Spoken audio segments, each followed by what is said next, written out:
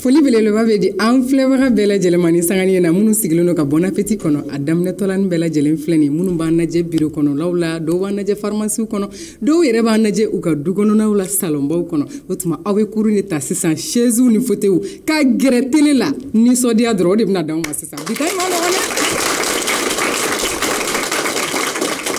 Savane ni maa minnu bɛna ɲɛnamayali kɛ sisan k'u la ɲɛnamaya Bon Appétit plateau kɔnɔ musoba fila ka fara ne yɛrɛ kan mianga deni ko kana fɔ ka fara marakamuso kan an bɛ foli tɛngun fɔlɔ marakamuso cɛɲi a n'a famalama kɔni o ka d'a ye dɛ mais ara yɛlɛma bolo ka ca Endu muso ara Elisa an ka foli in yɛrɛ i tun bɛ ka foli jumɛn fɔ namaste Elisa jaabili kɛ ne bɛ sɔrɔ ka foli kɛ ko bɛ bi dɛ k'a jumɛn b'i la n'u ka chaise ni kurun ta ara e bɛ se fɛn bɛɛ la bi ta ye enduya ye kosɛbɛ ok i bɛ n dege i kɛrɛfɛ y'a mɛn kara kɔrɔtɔ ko bɛ cogo di alhamdulilayi ara mɛ an lajɛbaga kelen-kelenna bɛɛ lajɛlen fo nin wagati in na an y'aw dege min na n'o ye nisɔndiya ni damu ye Bon Appétit plateau kan an bɛna daminɛ sisan kosɛbɛ ka sɔrɔ ka taa mianga muso Fimani Sarama Elisa bɛɛ an ka jɛ an ka fɔ ɲɔgɔn fɛ dɛ Elisa bɛɛ an bɛ Elisabeth in kɔrɔ da ala to ara ka ko la dɛ kɔrɔ foyi t'a la i tɔgɔ de don Elisabeth Sogoba dɔgɔnɔw ka kɛlɛ duma nɔgɔ ne tɛ fɛ ka kɛlɛ kɛ dɔgɔnɔw fɛ a ye sabali kana kɛlɛ kɛ ça va ara mais ay ne la ko ne ta kɛ mɛ filɛli dɔrɔn de bi i ni filɛbaga minnu fana bɛ yen dɛ non ko kan ko da no ta ye ara tiɲɛna n bɛ foli di maaw ma fɔlɔ ka sɔrɔ ka tɛmɛ ni e ta ye foli belebeleba an b'a di lajɛbaga bɛɛ kelen-kelen ma ni sangani na fɛn fɛn sɔgɔlen bɛ Bon Appétit plateau la i ko ka di ni ara y'a fɔ cogo min nisɔndiya kɔni o tɛ kɛɲɛ ni kan a bɛ ara ye a bɛ ka ko daminɛ de yira o la dɔw kana bouger dɛ a kana bouger Youssouf Fadigas maintenant bɛɛ lajɛlen k'u taabolo n'u faamu ka ban an ka bi maa welelen an y'a annoncé ka sɔrɔ a yɛrɛ ma se yan fɔlɔ a nisɔndiyalenba de sigilen bɛ kɛrɛfɛ bi an ye mɔgɔ min wele maliyɛn don nka hindu don dɛ awɔ hindu maliyɛn don maa min n'a y'a cɛsiri kosɛbɛ hindu ka waleyaw kɛli la an fɛ yan jamana kɔnɔ animateur don a ye arajoso caman kɛ nga a dɔnna ni animation min yɛrɛ ye kosɛbɛ o ye hindu émission sigilen kɛrɛnkɛrɛnnenya la aw bɛ fɛn dɔ dɔn film n'a y'a voix bila film min kɔrɔ hindu film min kɔrɔ a i b'a lajɛ hali i seko tɛ a dɔ bɛ yen o ye sangaba sɔrɔ n'an ko ma ko bahubali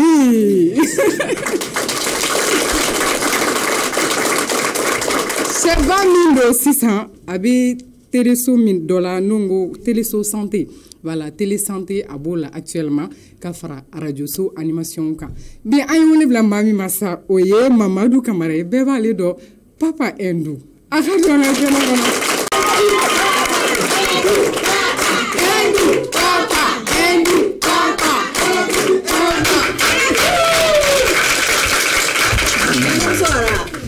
Endu muso ara tɔgɔni Endu papa an tɛ ka tɔgɔ da ara la comme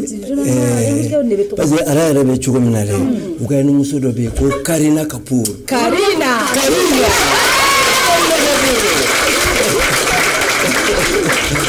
namaste voilà namaste ye foli parce que namaste bɛ se ka fɔ waati bɛɛ i b'a fɔ n'i y'a fɔ mɔgɔ ma ko namaste a bɛ se ka fɔ sɔgɔma fɔ tila komi n'i ko dɔrɔn bamanankan na ko i ni ɲankuma quoi n'a bɛ tiɲɛ mais dɔnkili min bɔra la sisan an bɛ ka min na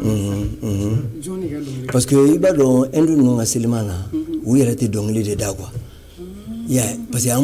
an donna nin ko la kabini ne b'a la kabini maliwari waati ninnu mais an y'a dɔn retard de la k'u tɛ dɔnkili la parce que i b'a sɔrɔ dɔ bɛ yen a cɛ ka ɲi a yelen cɛ ka ɲi a bɛ se ka kɛ acteur ye mais a se dɔnkili la mais i b'a sɔrɔ dɔ bɛ yen ale ye ko yɛrɛ tɛ se ka kɛ acteur ye mais n'a y'a voix di a bɛ se donc hindu ninnu y'a jateminɛ kabini dans les années 55 k'a fɔ il faut que an ka yɛlɛma don a la an ka na ni playback ye playback ye jumɛn ye karisa bɛ se dɔnkili da la o ka dɔnkili da karisa k'i da lamaga ka bɛn a komi ne maa min ye Jimi ka film ta k'a lajɛ mais n'i y'a fɛ Jimi ma deli ka dɔnkili la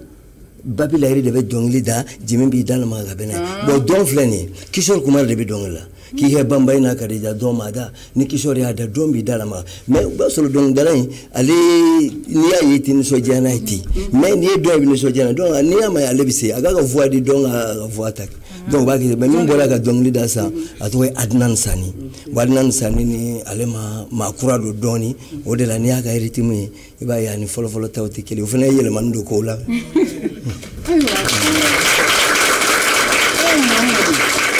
Mais il veut wele ko papa. Voilà, ben wele papa. Et John fa comment bon nyere mese ka fo ntogo dalen no mo kele la sali ke mfa ntogo dalen mo la o de la wa fo ma papa. Endu ko indu. Bon papa endu o sora nyere ka endu ko parce que nyenu ko indam ne jona ne adam ne ka ni santane la parce que a jouer ne ka kalon ko kuju parce que ne commencer à ibalo malware watinna cinéma ko me bo men kura el ilal elaji iro babe maluk sin fon cinéma so lugumi men ni dugu jera ibita postudala ko me programme de menore ni sulla kata possible bai ni ne be jouer men kura shuina ni ne be jouer iro la ne be jouer donc ne be soli kata yana kata école la mais asebe bo ba ni tra école la récréation mana se ubinaw ne ko papa film jumane be bagada bi film jumane be luxe la jumane be la donc a besoin no fab gere ne ba fo na so ne re de kam mautai cinéma so ça parce que me yala gata kanu ne ba mami ni tale wala uta cinéma programme ne da cinéma programme ta ka so gata na école agora aka gele ka ni ka cinéma sogoma récréation wati la koneti les journées programme do cinéma ko ta kadara ko nana yi ani afi mimbi ba solo de bi aywa luka ambassadeur min sigilimbiya donc ana furu muso de indu donc ou bien mais wati mina anana parce que anana ka wati jange ka solo nere kunta do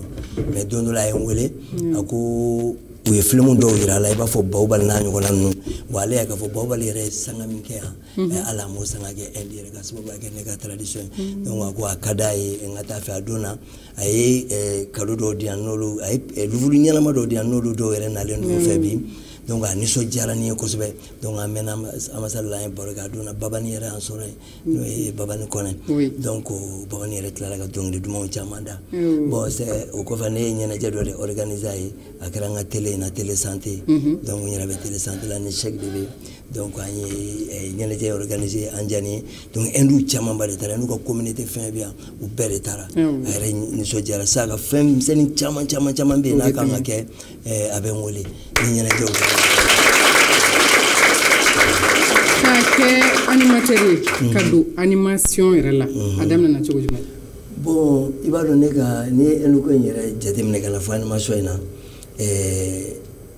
b'a dɔn ne ye ko in daminɛ joona bon fɛn caman bɛ yen degun ni gɛlɛyabaw de bɛ na ni kodɔn yɛrɛ ye gɛlɛya de ye parce que gɛlɛya dɔw bɛ yen n'i y'a ye dɔrɔn i seko t'a la i bɛ kodɔn quoi parce que ne anw commencera ka don cinéma na an b'a ye k'a fɔ acteur in fantan de don fɛn t'a bolo fɛn t'a fa bolo hali u bɛ dumuni min sɔrɔ ka kɛ o ka gɛlɛn mais i b'a ye a tora denmisɛnninya in na fo a nana kɔrɔbaya donc a nana diɲɛ fɛn bɛɛ sɔrɔ donc i bɛ se ka ye ten bon bɛɛ ne yɛrɛ bɛ taa anw bɛ taa an bɛ taa nin t'an bolo foyi t'an bolo donc i m'a ye cɛnin tora denmisɛnninya kɔnɔna na a y'i jija fo a kɛra fɛn ye bon ne fana ka ko in bɛ cogo min na a mana kɛ cogo o cogo dɔɔnin dɔɔnin kɛ mais o tɛ ɲɛ a b'i dɛmɛ ka ɲɛnamaya kɛ e ni film a b'i dɛmɛ ka ɲɛnamaya kɛ parce que a b'a ye bon pour que cɛnin ka kɛ tan nin jogo tun tɛ cɛnin na cɛnin b'a masa bonya cɛnin b'a kɔrɔkɛ bonya cɛnin b'a balimaw dɔn o de y'a to cɛnin kɛra fata donc n'i fana kɛra ta ka kɛ a ka ca la cɛnin kɛra cogo min na i bɛ sɔn ka kɛ ten donc o de ye hindu cinéma diya ne ye. N'i y'a faamu hindu ko in kɔnna i ka animateur ya ɲɛ. A kɔnna ye kojugu a kɔnna ye n bɛ se k'a fɔ yɛrɛ hindu ko in yɛrɛ de y'a to n nana animation la parce que i b'a dɔn u tun bɛ samedi loisir dɔ kɛ fɔlɔ a mɛnna disque demandé u tun bɛ disque demandé dɔ kɛ arajo la u tun b'a kɛ i bɛ dɔnkili kelen ɲini ka taa n'a ye bon dɔw bɛ dɔnkili in jouer mais a waati la komi mɔgɔw ka an y'a kumaw mɛn ka taa o de tun bɛ kɛ ne tun bɛ yaala de ka don mɔgɔw kan mais hindu dɔnkili kelen ta sisan n bɛ taa n b'a dɔn hindu ka di mun ye ɲaari la vraiment bon ne bɛ fɛ ka taa arajo mali la n bɛ fɛ ka taa hindu musique dɔ jouer u ka jouer disque demandé la mais foyi tɛ ɲɛ wari ko kɔ an bɛ fara fara ɲɔgɔn dɔw bɛ 40 dɔw bɛ kɛ an b'a wari ni fara ɲɔgɔn an bɛ taa mais tellement a waati la hindu ko ninnu ma bon n'i taara i b'i ka musique di a bɛ bɛn a bɛɛ la mais disque demandé yɛrɛ bɛ kɛ a tɛ jouer koyi disque demandé labanni hindu musonin dɔ b'a mankanni bɔ dɔrɔn o y'o bannen wa anw yɛrɛ fana bɛ nisɔndiya n'o ye k'a jouer k'a jouer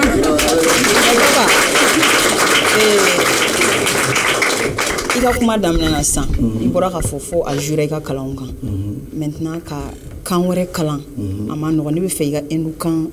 i yɛrɛ ka se ka hindu kan fɔ o nana cogoya jumɛn bon i b'a dɔn ne kɛlen ka u ka sinima in lajɛ film in de diyara n ye kojugu donc n bɛ ka film na i b'a dɔn don o de bɛ fɛn kelen bɛ tulo kɔrɔ i b'a n commencera k'a yɛrɛ ta n ko i m'a ye ninnu ka fɛn bɛ cogo min na dɛ n'u ko ko pani dɔrɔn u bɛ na ni ji ye bon ne ma se ka nin faamuya n ko i b'a ye n bɛna ko ɲɛɲini sisan donc n ye 200 pages dɔ ta k'a k'a la ko hindukaye donc n'u ko pani n'i ye pani n b'a sɛbɛn ne b'a faamu cogo min na PANI pani donc n y'a ye film min na dɛ fo n ka film 10 de lajɛ sisan min ni min tɛ kelen ye ka film dɔ lajɛ min ye 1960 ye noir blanc pani ye ji ye ka na lajɛ 70 la pani ye ji ye siɲɛ 10 sini si tɛ kelen ye pani ye ji ye n b'o solu ye n b'a ye fura t'a la wa fo ka diɲɛ wuli pani ye ji ye wuli ne ye 200 pages fata pani ye ji ye bon n bɛ t'o la n bɛ na ye lariki ye muso ye yɔrɔ bɛɛ la lariki ye muso ye ni a farala kan dɔrɔn a bɛ kɛ larika ye donc cɛ ni muso lariki larika n ye film kelen fila 10 20 lariki donc fo ka min kɛ lariki ye muso de ye wa larika yɛrɛ fana ye cɛ ye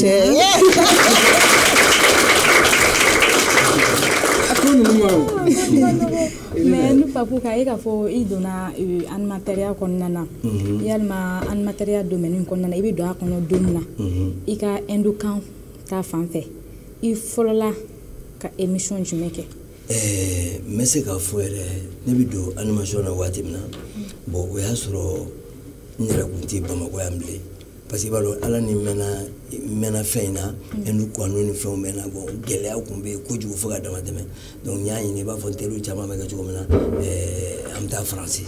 an bɛ taa immigration na an bɛ taa ɲɛɲini bon n y'a ye k'a fɔ pour que ne yɛrɛ ka taa faransi fɔlɔ a ma nɔgɔn il faut que n k'a ɲɛɲini ka fɛn dɔ ɲini donc o y'a sɔrɔ mɔgɔw ye n dɔn ni hindu cassette kɔni feereli ye parce que i bɛ fɛn min dɔn n'i y'i bila o feereli la kɔni o san ka di o donc ne tun bɛ taa hindu cassette de san minnu bɛ taa Dubaï ni fɛnw na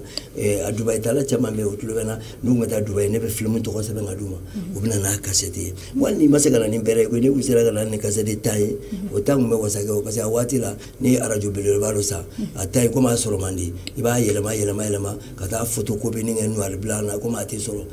ayiwa nin bɛ sɔrɔ papa bolo u bɛ na i b'a feere u ma donc ne y'a daminɛ parce que hindu kanu bɛ n na ni mɔgɔ bɛ hindu minɛ dɔrɔn an ka taa papa fɛ yen bon n nana t'o la n taara Kucala parce que n grand frère dɔ bɛ yen a bɛ chaîne de la Idrissa Camara donc ale tun bɛ Kucala ale taara ni ye Kucala bon Kucala yen de sa komi n bɛ to ka nin film ninnu lakali mɔgɔw ye i b'a fɔ Selimanko nana cogo min na n b'a lakali ka yan mɔgɔw tɔgɔ d'o la sufɛ n'an sigira dɔrɔn u b'a fɔ papa i tɛ nin kelen mana bɔ yan bi donc arajo ko nana ten de n bɛ nin film kelen ta dɔrɔn k'a lakali mais pour que o k'a faamuya n bɛ actrice tɔgɔ kɛ Awa ye ka acteur tɔgɔ kɛ Burama ye k'a kɛ tɔgɔw ye o bɛ se k'a faamu cogo min na donc su o su jama de bɛ caya quoi bon ala nana kɛ n tun bɛ don min kɔnɔ jamanatigi fɛ Kucala arajo so dɔ tun bɛ yen olu ko papa i ɲɛ bɛ ka e ye baronin dɔ k'anw ye surɔ ne yɛrɛ Jamsi jamanatigi den don ala ka hinɛ a la fatura sa ko papa i ye baro ne ka surɔ ne ma se ka sunɔgɔ a tora n kun na kojugu ne ko baro in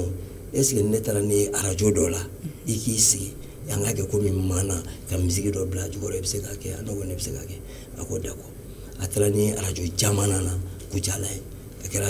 tilegan dɔ fɛ ne ye mana in bɔ mana in y'a industriellement dɔ de don quoi film in tɔgɔ ye ko Tum Mereho c'est à dire que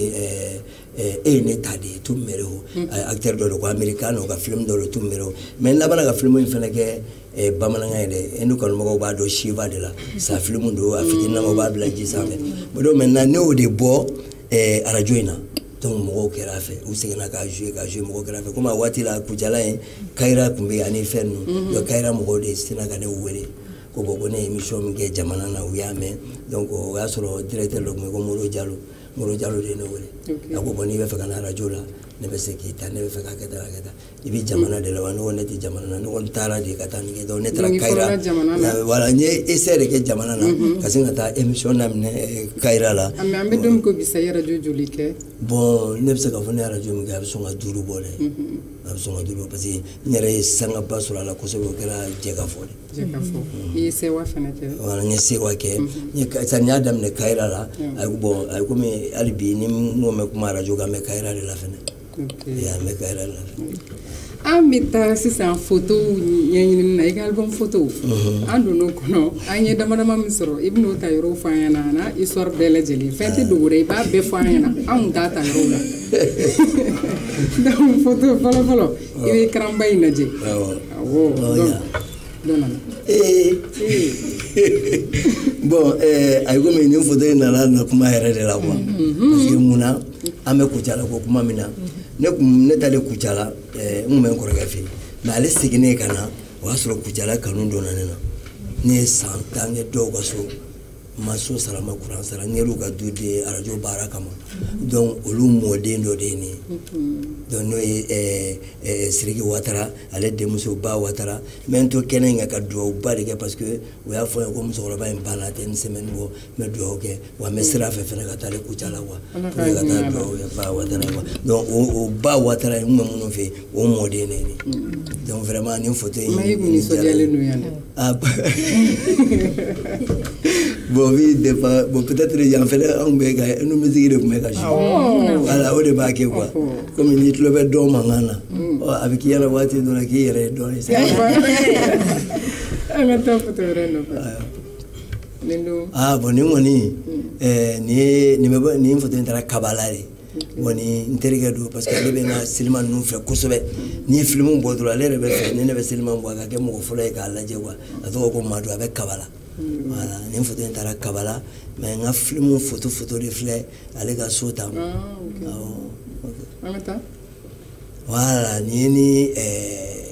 Anjani de ye ambassadeur de ye nin ni Anjani ye bon ni Arakesh de ye Arakesh a fana bɛ ambassade la mɔgɔ sɛbɛba de don bon donc maintenant diɲɛ ko bɛɛ ye sababu ye ninnu ne bɛɛ lajɛlen farala ɲɔgɔn kan Siribe sababu la parce que ale de y'a f'u ɲɛna d'accord a bɛ ka cɛ min ɲini bawobaliko ni fɛnw na ne bɛ se k'a las'a ma a kɛra sababu ye ne ka numéro ɲini fo ka numéro sɔrɔ k'a di Anjani ma Anjani ye ne wele bon a ka di n ye yɛrɛ ka Anjani ka livre in kɔfɛ n bɛ n'o yira a ye livre in di a diyara n ye kojugu ok Anjani yɛrɛ e ko a bɛ bamanankan dɔɔni fɔ sisan bon a bɛ caman fɔ parce que i b'a dɔn ko bɛɛ ye kanu de ye kabini a nana Mali la a ye maliyɛnw kanu trop donc ne ye fɛn kanu quoi i b'i nɔ bɔ a la parce que ni urdu ta k'a lajɛ n'u ka kan jateminɛ k'a lajɛ tiɲɛ don a école tɛ yan nka tellement n'i y'a kanu ka se degré dɔ la i t'a dabila bon kuma dɔ la yɛrɛ i b'i yɛrɛ sɔrɔ fɛn dɔ parce que i bɛ kan dɔ y'a kɔnɔ i b'a ye a bɛ bamanankan na ani bamanankan bɛ tila ka bɛn ɲɔgɔn ma i bɛ tila ka kan dɔ y'a kɔnɔ a bɛ wolofɔkan na wa a bɛ tila ka bɛn wolofow ta ma o kan kelen na a ye comme exemple la i b'a ye tile an bɛ tile minnu kɛ tan wolofow b'a fɔ tile ma ko caabi caabi de tile wolofɔkan na minnu bɛ wolofɔkan mɛn mais hindukan fana na tile ye caabi de ye a t'i yɛlɛma donc i bɛ to ka bɛn ni mot de o qualité ninnu na quoi a bɛ ten an ka taa ɲɛfɛ voilà ni Babani de ye nin kɛra Anjani muso Hindu a ka ɲɛnajɛba dɔ la bon donc maintenant a don na Babani ye dɔnkili caman da donc an bɛɛ tun invité len bɛ an ɲɔgɔn sɔrɔ o cogoya la fana tun bɛ Hindu sawura la tiɲɛ na a kun b'o la o don an ka taa ɲɛfɛ i ma ko ye sa wa bon ni ye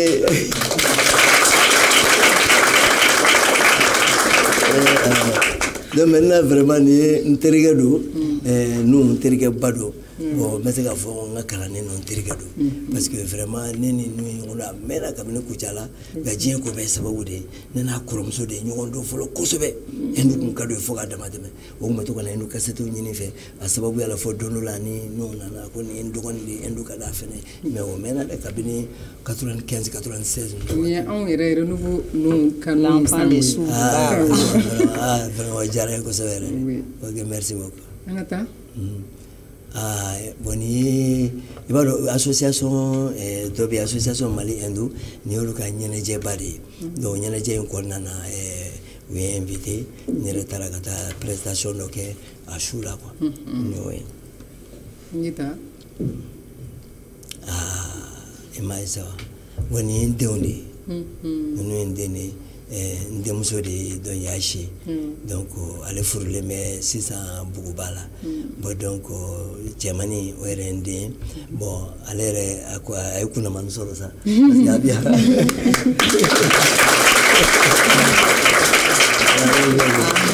donc nin ye n ka levier donc levier de jali filɛ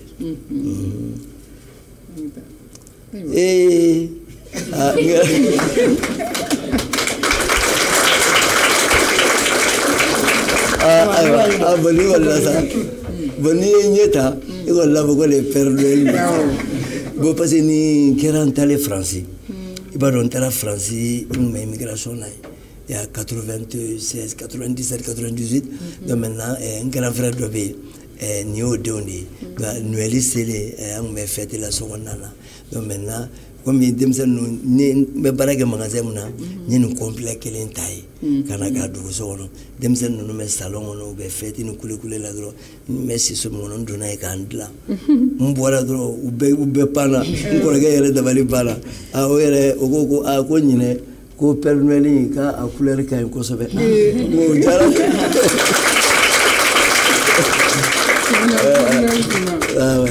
boni ambassade là ya bonyera ni photo nga tata parce que comme mali drapeau bla ka indi tabla vraiment jalani ni photo inta o canon cadre konna de angita emai Ok, d'accord. Aywa ko va le faire. D'accord. D'accord, moi j'avais vu l'hôtel. Oh, bonnier, salut bas de fleurs. On est pas dommage. Oui, il y a un monsieur. Oh, aywa, n'anyera irable. Oh, frère. N'engara menade. Andi me wati bo. On est encore regardé. Ne ko reggae ale to bois camara. On est encore reggae. Oh, vraiment. On est ni la batos. La batos.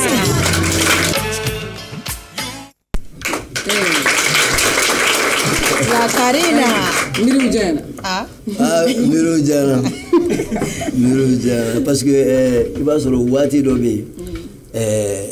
Ça les fait be kany a wati de la. Ya parce que fait dobe nous sur a wati tamana ba ko mati kala ay ko mi soko kadi mami ko sebe o wati mina nyinta da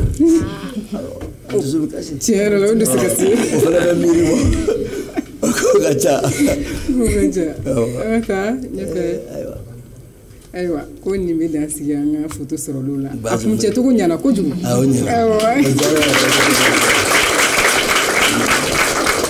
ça fait un rati do masira kadi kadi sigilen be gan santere ya kangana ko do nyefo ka wala do ke n'est-ce pas ko be chugo ko mi papa ndendo kamara la ganu tienu wa ko te te ko so be fa mina doni fo are be doni fara boy ba fa ko nti ba o man so ne no ma fo ko nyere badu ara iba fo biambe mbanta farare mafo Karina ri biko ni to e Karina ame hendu ko hukumu kono na bi ara ni aja temene ni i voyagera kata hendu fe uka tenue vestimentaire ou laben chogo ka don ka fon ni shai iba don uka finu du chogola ni aja temene ni tara hendu fe uka fini dun ta ka chamme amina fla de nyafo mo ni oye sari be ba don adampela madu abi meleke ara sari e fenye fembe mo sutura et non seulement abi i sutura bo abi pari wala ben fini de fanado ado janya be taga de 5 à 10 mètres là ni tara enu fe ka jate mine sari yu ga tenu yu be min do kuma be ka chaya mais do were be nu wa fuma ko kurta o be don ko to dala mo de fe ka chaya kosobe ara nan temena o fanana enu fe couleur flabe wa geluma kosobe jema wo don ni we deux là deux be wo don rougi o ni sonja ko e o perevu yere be anga plateau kan rougi fleur papa là ni mariage ou be ni sonja ko be we rougi do o ka jate mina fana ara wa chaîne don ta nunu nga chan chaîne kadu ye munu nga girindon nga jan we jigu ga funu kan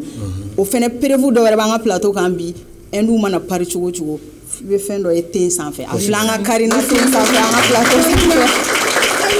oh donc ara bine nyini fitini ni munke akan o de fleni ndenge papa ibsega mun fara ne tan kan ko fa anfle ba we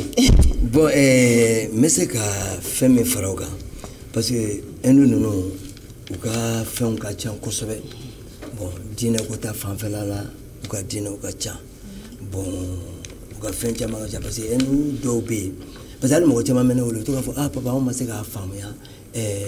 ni hindu acteur nin sara anw y'a ye téléphone na u y'a su jeni anw ma se k'o faamuya mun na u bɛ su jeni bon hali su jeni fɛnɛ filɛ o ye diinɛ de ye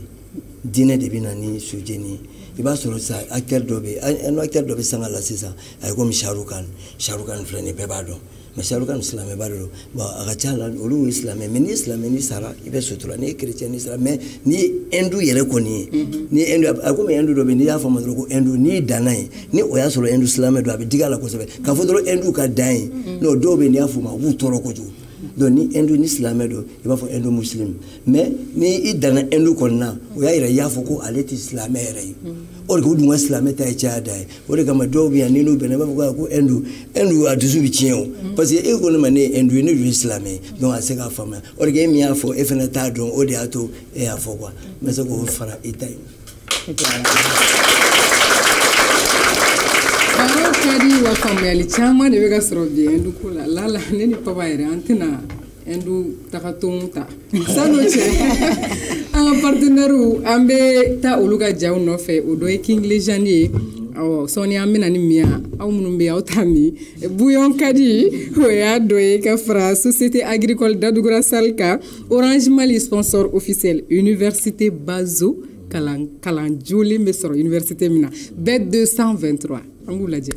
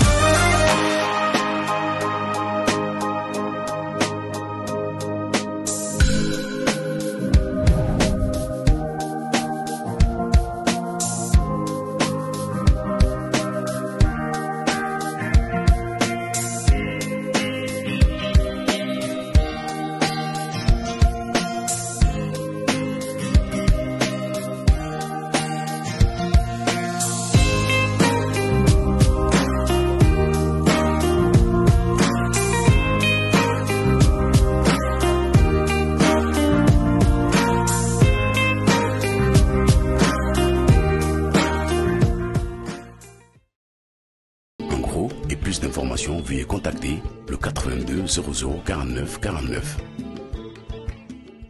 King Legend. Boisson énergisant 100% halal. Koroko alcool kisɛ kelen t'a la. King Legend ye suguya 4 ye. A fɔlɔ o bɛ wele ko energy drink. Ale couleur ye finman ye k'a sɛbɛnni kɛ ni sanuji ye. Ale dabɔra de ka galabu kɛnɛya ka farikolo bɔ ɲɔgɔn na. Denmisɛnnin makɔrɔ bɛɛ minfɛn don. A filanan o King Legend mojito ye. Ale couleur ye binkɛnɛnama ye ni ka sɛbɛnni kɛ ni sanuji ye. Nafa o nafa bɛ sɔrɔ lemurukumuni na a b'o bɛɛ sɔrɔ King Legend mojito la. Maa minnu ka bon ka dɔbɔ u giriya la k'u galabu kɛnɛya King Legend mojito. Sabanan o King Legend vitamine plus ye. Ale couleur ye nɛrɛmuguma ani bilenman ye. Aw de bɛ nɔ ko vitamine ko mangi b'aw la. King Legend vitamine plus ye aw minfɛn ye. Ani k'aw farikolo kɛlɛkɛcɛw dɛmɛ. A naaninan o King Legend multivitamine, vitamine B6, B7, B9, B12, ale ni vitamine E o bɛɛ lajɛlen ɲɔgɔn sɔrɔ boisson kelen min na a fɔ ko King Legend multivitamine. Galabu kɛnɛyalen kɔfɛ farikolo damu sɔrɔlen k'i lawasa vitamine ko la a fɔ ko King Legend multivitamine. Ni boisson ninnu kelenna bɛɛ n'a jɔyɔrɔ don adamaden farikolo la. Maa min mago b'a caman san ta la i bɛ se ka fɛɛrɛ kɛ ka se ngolonna sugu la. N'i sera Bomboli sugu la i bɛ weleli kɛ Makan Keita ale ka nɛgɛjuru sira 74 57 86 91 walima 63 42 35 42. King Legend saliyabagatɔw ka ordonnance a sa i ka galon bɔnda.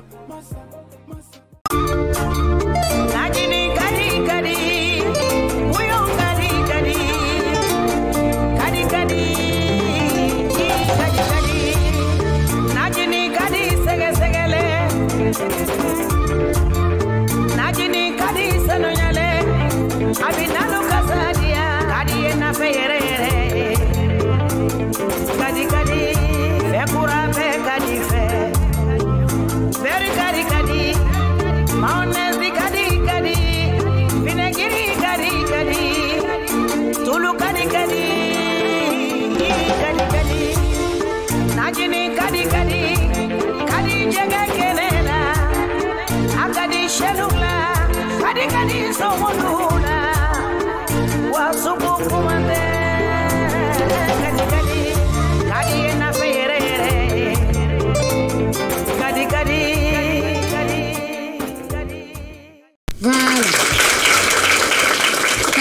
partenaire ba ninnu kan team makeup ale de filɛ ne ka ne kɛ muso maintenant ka taa ni ko ye papa jɛmukan ninnu kɔnɔna na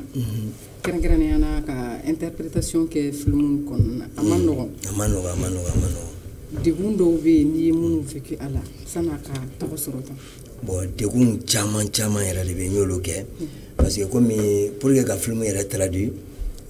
mana ko de nana n'a ye parce que ni film mun diyara n ye parce que n ka émission ninnu ye sanga sɔrɔ jɛka fɔ ni fɛnw la a bɛɛ ye mana de ye bon mana in fɛnɛ kelen o kelen a bɛɛ film de tun bɛ yen bon donc ni ne ye mana bɔ san finalement ne tun bɛ ni film de ta ka taa mana bɔ donc n'i y'a mana bɔ donc mɔgɔw bɛ na u b'a fɔ ko papa anw bɛ ni film in san i fɛ bon tiɲɛ don anw t'a faamuya an bɛ film san i fɛ i bɛ mana in fɛnɛ kɛ radio cassette la ka d'a ma donc ne bɛ n ka radio cassette ani film de feere ɲɔgɔn fɛ donc n'i taara i bɛ mana in don a la ka mana lamɛn ka film lajɛ pour que k'a faamuya donc waati bɛɛ an m'o de kɛ bon an nana ye tuguni k'a fɔ bon yanni n ka nin yɛrɛ kɛ o est ce que ne tɛ se ka selimanso dɔ ta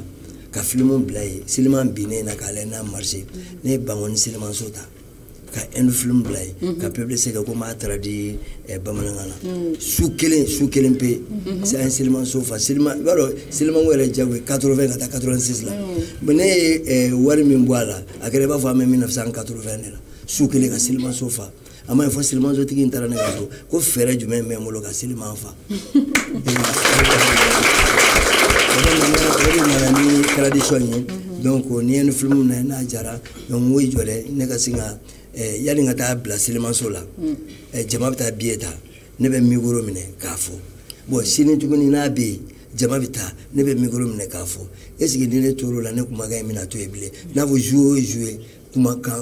kura de fɔ donc est ce que n tɛ se ka kuma ka ɲɛ kelen a ka caya ka kɛ siɲɛ caman ye kumakan kelen ka kɛ siɲɛ caman ye donc o de y'a to an nana ni tradition. A degun kɛra jumɛn de ye? Bon degun caman yira la parce que n'i bɛ nin baara sugu ninnu kɛ ni a studio n'a fɛnw t'i bolo i bɛ sɛgɛn donc f'i ka taa yɔrɔ wɛrɛ de la ka taa monter k'a dilan i kan ka min sara o donc n'i ye min sara n'i y'a bɔ i kana fɛn wɛrɛ kɔni sɔrɔ i b'a ɲini ne ye min don a la n ka se k'o bɔ walasa n ka dɔ wɛrɛ bɔ hali n'i t'a kɛ i kana kɛ ko i ka dɔ sɔrɔ n'a kanu de b'i la mais pour que i ka se ka dɔ wɛrɛ bɔ o k'a sɔrɔ i taara cɛ min fɛ yen kunun ka wari b'i bolo donc il faut que i ka feere ka dɔ wɛrɛ bɔ mais o fana feere nana kɛ problème ye parce que n'i y'a bɔ a nana diya mɔgɔw ye i b'a bɔ dɔrɔn bɛɛ bɛ se k'a ta a bɛ se ka kɛ ka sugu fa ten donc i bɛ fɛ ka feere mɔgɔ min ma n'i taara papa i ka nin film in kɛ dɛ a bɛ ne bolo ka ban papa i ka nin film in kɛ dɛ a bɛ ne bolo donc bɔrɔw ni sakininw falen bilalen bɛ kɛrɛfɛ a si ma feere bilen n y'o degun caman yɛrɛ de sɔrɔ a ko la kosɛbɛ. mais i ka animation in na radio ninnu bɛɛ la o a bɛɛ ye hindu émission de ye ou bien émission suguya wɛrɛw kɛ? non a bɛɛ ye hindu de ye parce que n ka komi hindu émission qualité de ka ca n bolo mana don bɛ yen acteurs ka don bɛ yen ani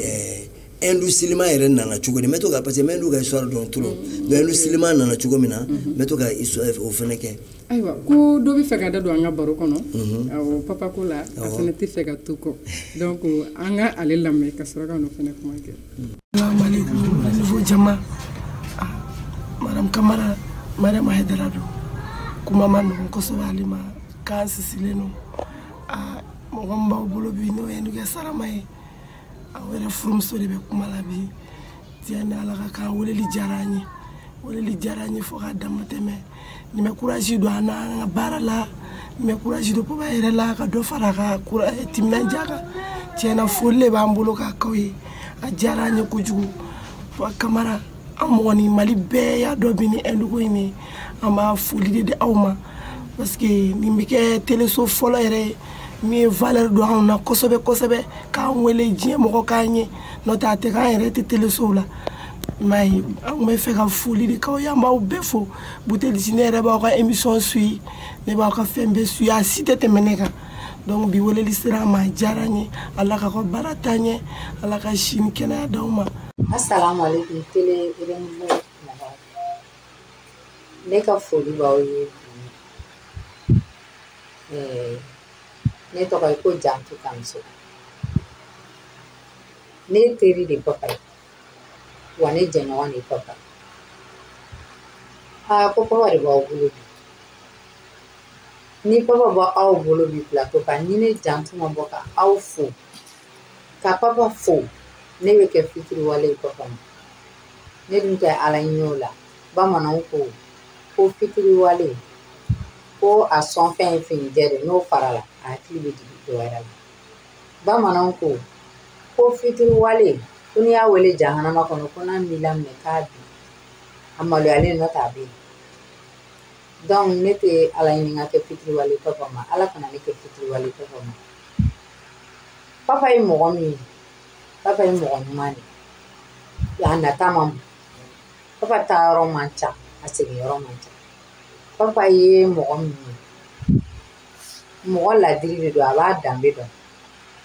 a b'a ka baara dɔn papa ni toro feere ka kan Mali kɔnɔ parce que papa tɛ ka baara kɛ a kelen kama a bɛ k'a kɛ maliyɛn bɛɛ de kama a bɛ k'a kɛ Mali yɛrɛ a ka jamana yɛrɛ kama parce que mɔgɔ si tun tɛ Hindu mɛn mɔgɔ si tun tɛ Hindu mɛn mɔgɔ tɛ Hindu film tun jate yɛrɛ parce que n'i bɛ k'a lamɛn i tɛ ka kan min mɛn i t'a jate mɛn papa de b'a traduit ala ni papa kama ne yɛrɛ Hindu n'a ma ɲɛ ko an ka Hindu kɛ sarama de bɛ aw bolo bi plateau kan an bɛ n'o kuma kuncɛ ni Hindu dɔnkili an ye Hindu dɔn papa de sababuya la donc il faut que an ka Hindu dɔnkili ta k'a yira k'a fɔ ko papa de ye anw dege Hindu la. तुझे खो दिया हमने पानी के बाद हो तुझे खो दिया हमने पानी के बाद तेरी याद आई तेरी जाने के बाद तेरी याद आई तुझे खो दिया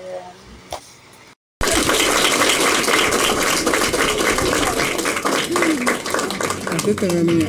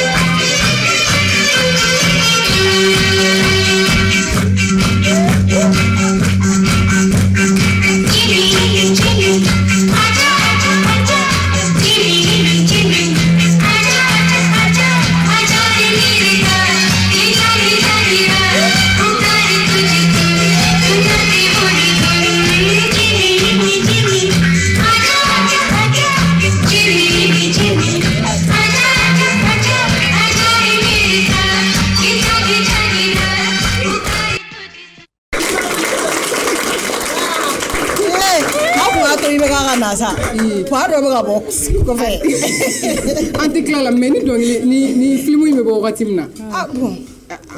Disco danseur kɛra. Ani mɔgɔ min bɛ technicien na. 82. Président anti ka bila. Bon Yusuf Fadiga ale coordinateur a tɛ se ka bɛrɛ fɔ. Voilà nin tun ye maa fila ka témoignage ye. Awɔ. Muso fila. Kosɛbɛ. Mɔgɔ fɔlɔ ye jɔn ye? Mɔgɔ fɔlɔ ye muso ye. Batoma y'o ye. Bon filanan ye o ye jantu ye. Bon jantu parce que groupe dɔ bɛ ne bolo WhatsApp sanfɛ ko Bahubali. Donc groupe Bahubali jantu b'a la. Bon ne ni jantu ye ɲɔgɔn na a mɛnna kabini Maliwari waati kabini Hindu ko fɛ. Bon an ɲɔgɔn dɔw fɔ a yɛrɛ nana furu ka denw caman caman sɔrɔ mais hali bi an bɛ ɲɔgɔn bolo an ma tigɛ ɲɔgɔn na k'a sababuya kɛ Hindu ko ɲɛ quoi. Ça fait j'ai wagati sera j'ai fana bɛ kɛ émission in kɔnɔ wa j'ai dumanba. Awɔ Elisabeth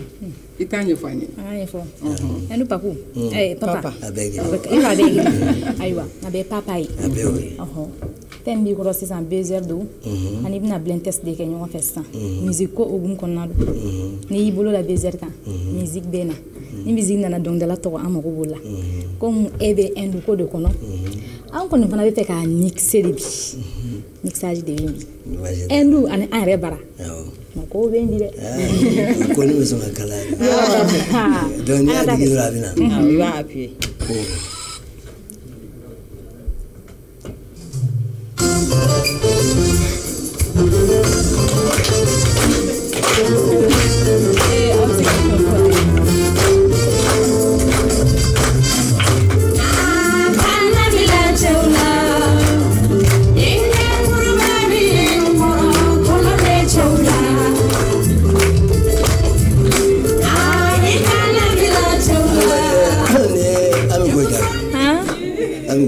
Foida. O tɛ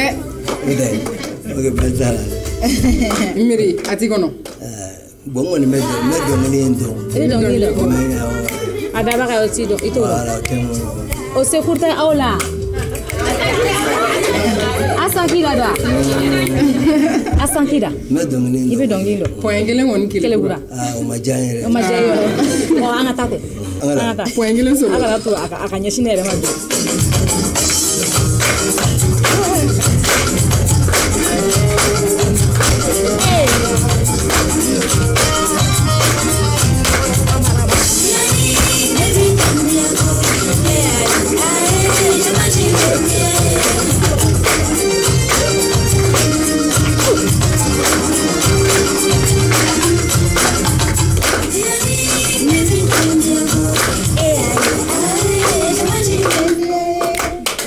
tiɲɛ na ma Papa. Ne tɛ Est-ce que voix nɔgɔya tɛ? a b'an ka dɔnkili lamɛn kɔni. voilà i jɔ dɔɔnin I basilen tɛ.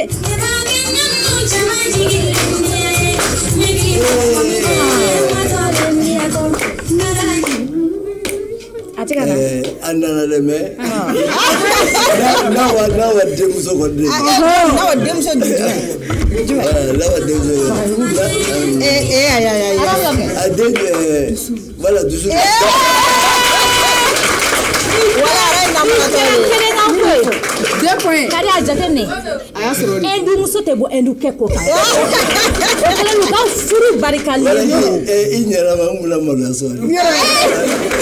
2 points Ala ka balimaya kɛ anw na plateau la. an ka Ko taa 2 points. 2 points wa? awɔ O dɔ kɛ.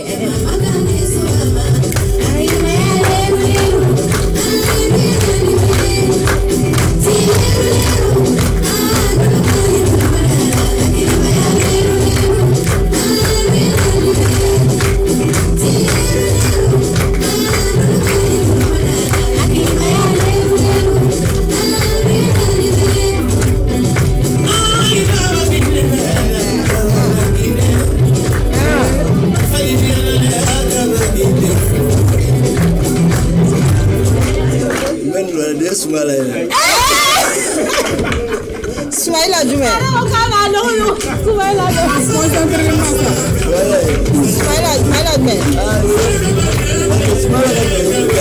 c'est plein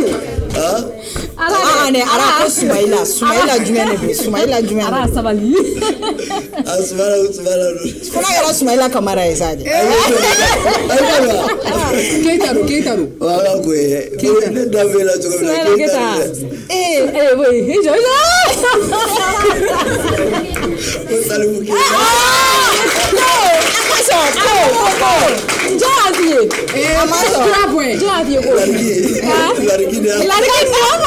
Lariki sabali.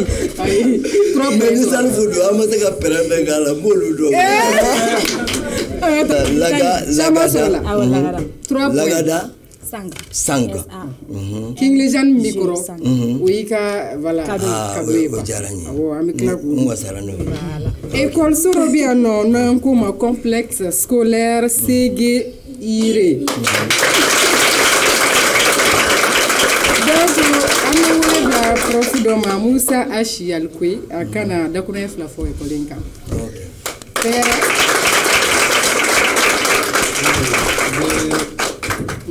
lamɛnbaga jɛkulu bɛɛ fɔ diyara n ye donc n bɛ foli belebele ɲɛsin aw yɛrɛ ma aw minnu ye an invité bi vraiment a diyara an ye kojugu a diyara n yɛrɛ maintenant complexe scolaire Ségéré bon n'i ye Ségéré fɔ bon dɔgɔnɔkan don Ségéré ça veut dire ka kɛ kulu ye maintenant Ire o de ka fisa c'est à dire kɔnɔkulu jɛlen de bɛ bin fɔ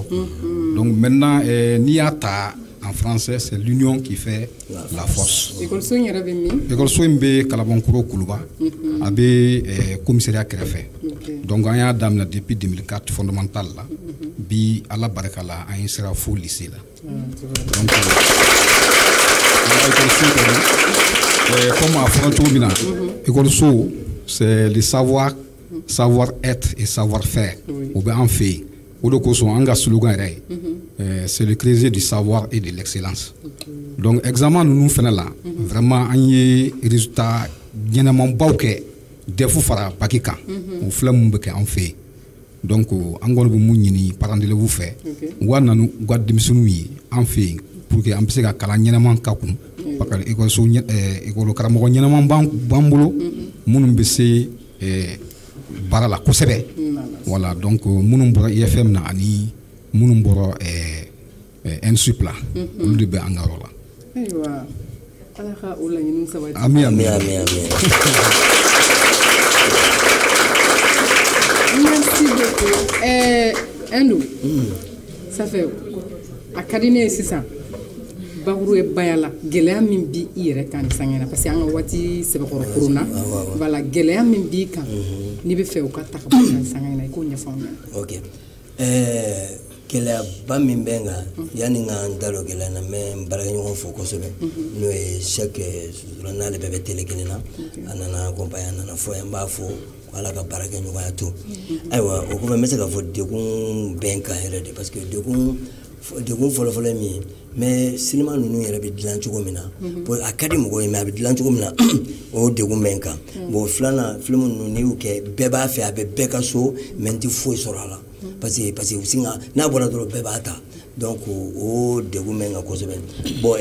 degun wɛrɛ bɛ n kan o degun ye min ye parce que an bɛ don min na i ko bi bɛɛ lajɛlen b'a dɔn k'a fɔ ko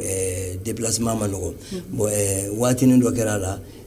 Kulubalilaka dɔ tɛmɛna ni n ka moto ye nka a m'an tɔɔrɔ nka hali bi problème a m'an tɔɔrɔ parce que a tɛ k'an bali k'an ka mouvement kɛ donc o fɛnɛ o ye n senna sumaya kosɛbɛ n yɛrɛ ka mouvement fanba bɛɛ lajɛlen ye Sɛki yɛrɛ de ye Sɛki kɔni ale bɛ n bolo ni ci t'a bolo yɛrɛ a bɛ se ka moto di a ka denmisɛnninw ma ka taa so a bɛ n sagoya la n bɛ n ka fɛn bɛɛ kɛ n'a ye.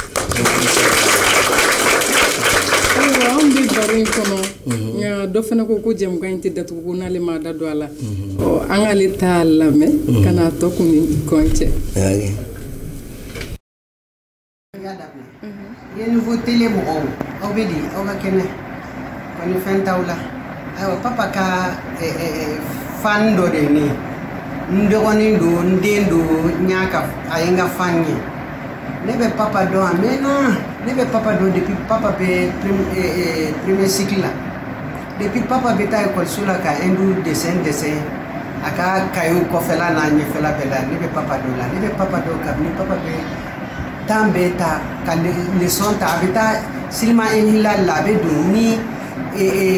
film fila de tun bɛ bɔ donc ni film kelen bɔra n'o banna a bɛ leçon ta ni tɔ kelen ka daminɛ ne bɛ papa dɔn depuis temps na puis a tun bɛ taa LH la a bɛ taa APC la a bɛ taa Postuba la a mana hindu film ye salle de cinéma fɛn o fɛn o la papa bɛ taa denmisɛntɔ a bugɔra k'a nɛni ka ko bɛɛ kɛ ka dɛsɛ papa ka hindu ko kɔni ye bana de ye a donna a ka fɛn bɛɛ la a ka diɲɛlatigɛ bɛɛ donna a la a ye étude dɔ kɛ fo ka se DEF ma c'est bien mais a donna a ka hadamadenya bɛɛ la tellement que hindu ka d'a ye à tel point que a ye hindu tellement que a bɛ hindu film lajɛ maintenant a bɛ hindu kan mɛn ka tɛmɛ hindu yɛrɛ kan hali ambassadeur y'a wele o don ka taa fête dɔ k'a bara yen nɔ il parlait avec l'ambassadeur en Inde yɛrɛ hindu ka langue ka ca mais u ka langue principale ni a tun bɛ k'o de fɔ ani fɛn cɛ mun bɛ bɔ baobab film ninnu na baobab film lajɛ par exemple commerçant ye wariba sɔrɔ baobab la mais papa qui a créé tout ça papa ma dɔrɔmɛ kelen sɔrɔ a la par contre dɔw bɛ yen nɔ u ye wariba sɔrɔ a la hali papa ma moto ni sɔrɔ baobab tourné min na k'a sɔrɔ a dun ye baobab dilan cogo min na ala dɔrɔn de b'a dɔn condition min na ala dɔrɔn de b'a dɔn ni mɔgɔ yɛrɛ de kan ka dɛmɛ hindu ko la papa kan ka dɛmɛ mais tu sais ici au Mali mɔgɔ u tɛ mɔgɔ ɲuman dɔn fo dugu yɛrɛ de k'a tigi dɔn ka évaluer ka kɛ mɔgɔ ɲɛnama ye sinon an yɛrɛ t'an ka valeur dɔn an ka mɔgɔw la sinon ni mɔgɔ bɛ valeur dɔ fɛn na papa mɔgɔ suguya kan ka valeur kan ka don papa mɔgɔ suguya dɔ la ka et puis k'a bila dans les conditions n'i ye se kɛ ne yɛrɛ ye ne bɛ salle de cinéma dɔ dilan papa tɔgɔ la mais se tɛ ne fɛnɛ ye mais se b'aw minnu ye aw bɛ se ka kɛ sababu ɲuman y'a ma mais kɔni papa kɔni vraiment il est extraordinaire ne tɛ ɲɛ tɛ maliyɛn den si la mun bɛ se ka hindu kan fɔ komi papa b'a fɔ cogo min b'a faamuya komi papa b'a faamuya cogo min na mun bɛ se ka traduction kɛ komi papa b'a kɛ cogo min na ne ɲɛ t'o tigi la komi télé de don mɔgɔ tɛ se ka fɛn bɛɛ fɔ mais ne kɔni bɛ mun fɔ vraiment ala ka papa dɛmɛ ala ka sababu ɲuman di papa ma ala k'a ni mɔgɔ ɲɛnamaw bɛn minnu b'a valeur dɔn. Bon, vraiment, ne mamine, parce que ne mamina je a san 40 de bi dɔ b'a kan an ɲɔgɔn sɔrɔ Hindu de kama san 40 an bɛ jala fɔ bi ni ba bɛ na bi ni bɛ se ka wasa n'a ye n bɛ se k'a fɔ ko mami do quoi ko a ye dara. Surprise sur surprise. Bon appétit kɔnɔ tant que jɛmu kama kun cɛ i kana fɔ k'a banna. Awɔ surprise dɔ bɛ an bolo a bɛ studio yɛrɛ kɔnɔ yan. Awɔ an bɛ wele bila Zikiri Basiru Kureshi.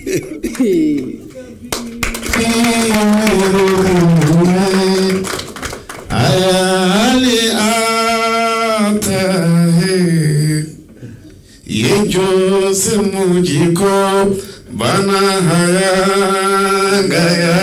heni tua pusetele sitaro me batirahi sikahi tujhe zami ke buna haya gaya कभी कभी मेरे दिल में आया ले आता है मेरा दोस्त नमस्ते Basiru ni jara kuju e bɛ se ka voilà i b'ale ka micro d'a ma. OK merci Ben. Voilà Basiri na i jɔ ne kɛrɛfɛ. Ayiwa aw bɛɛ salamu alaikum. A bɛ komi nin ko in cunna an ka cɛ kan. nin cunna ka kosɛbɛ. I n'a ye ɲɔgɔn dɔn cogo jumɛn i mun don a ɲɛfɔ anw ɲɛna dakuruɲɛ 2. Bon n bɛ se k'a fɔ n bɛɛ don n teri don n jɛɲɔgɔn don n ginɔɲɔgɔn don mera dos a bɛɛ de don quoi.